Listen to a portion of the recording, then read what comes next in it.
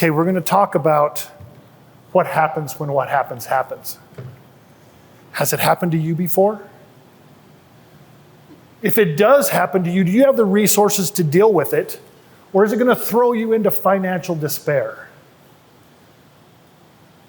As you can see, life happened to me. It actually just happened this year. I'm a foot short.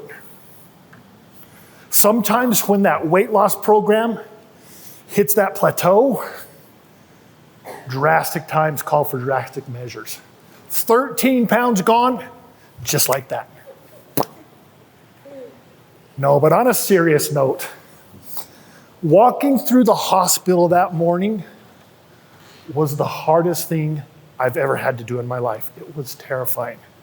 In my head, I felt like a death row inmate walking to the death chamber. I was walking in, but I wasn't walking out. As terrifying as losing my leg was, financial worries were a close second. Hospital bills.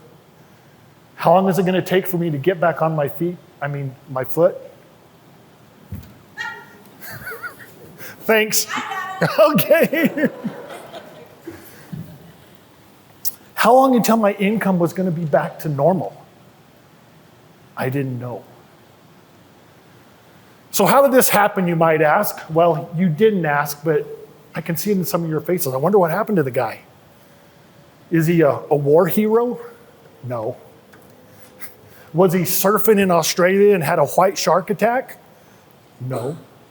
Did his Rottweiler bite it off so that he could have this cool socket on his leg? No. I didn't listen to my wife. She is a scary person. Now, no, she's not, because some of you people in here know my wife. She's not scary. I had planned and prepared for a trip to Canada. It was a personal development retreat in the Blue Glacier National Park just west of Vancouver. My wife is big into feng shui. Hiroko, she came out of her office about a month before it was time for me to leave for this event. And out of the blue, she says, "You can't go." What? I can't go? I can't go where? You can't go to Canada. It's a bad direction. I can't live my life on your feng shui. She protested a little bit. She went back in her office. She comes out about 5 minutes later and she says, "No. It's a horrible direction. It's the worst direction. It could affect you for the rest of your life." Here we are, 12 years later. It's going to affect me for the rest of my life. Obviously, I didn't listen. I went to Canada. The last day of the retreat, I was dropped from a ropes course. The belayer yelled, "Okay, we're ready. Just lean back and let go." I leaned back and let go, and I went 25 feet down to the bottom, landed on my ankle. By that night, I could barely walk.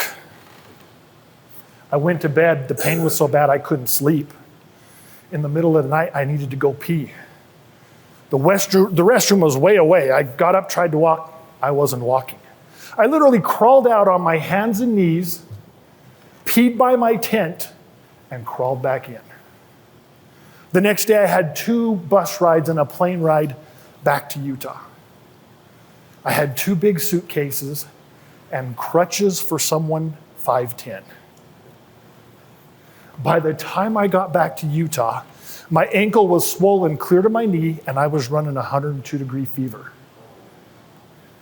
I went to the doctor the next day. They took x-rays, and the doctor said, "It's not broken, it's just a bad sprain."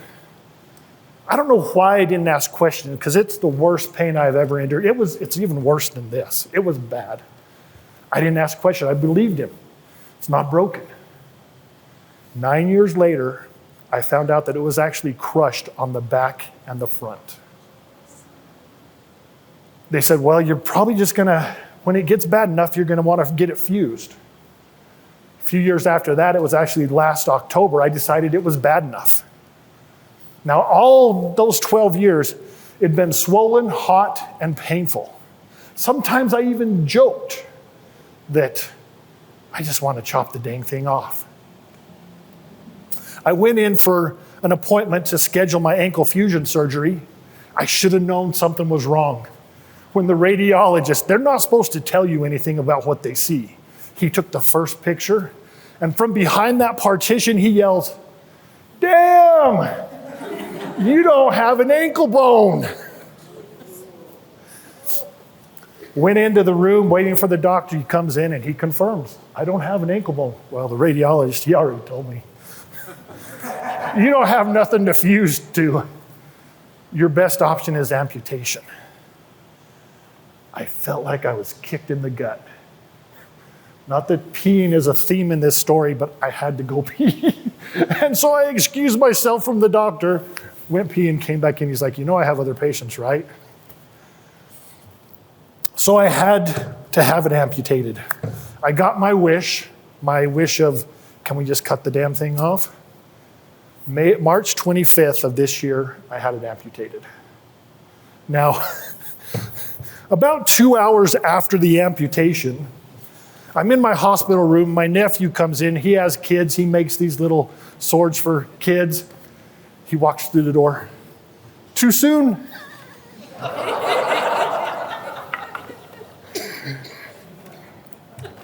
When life happens, money, resources, money, fear is right up at the top of the list. You need to monetize your mindset because it shouldn't be right up there at the top of the list.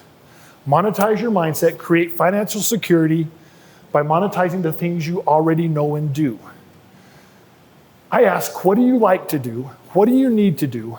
What are you already doing? How can we monetize those things? At the time this happened, and even now, my main income stream was dog training. That income stream was going to go away for a few months. I didn't know how long. Money isn't everything unless you don't have any or you don't have enough. I didn't know if I was going to have enough. I didn't know how long it was going to take to get my income back. Monetize your mindset, create multiple streams of income.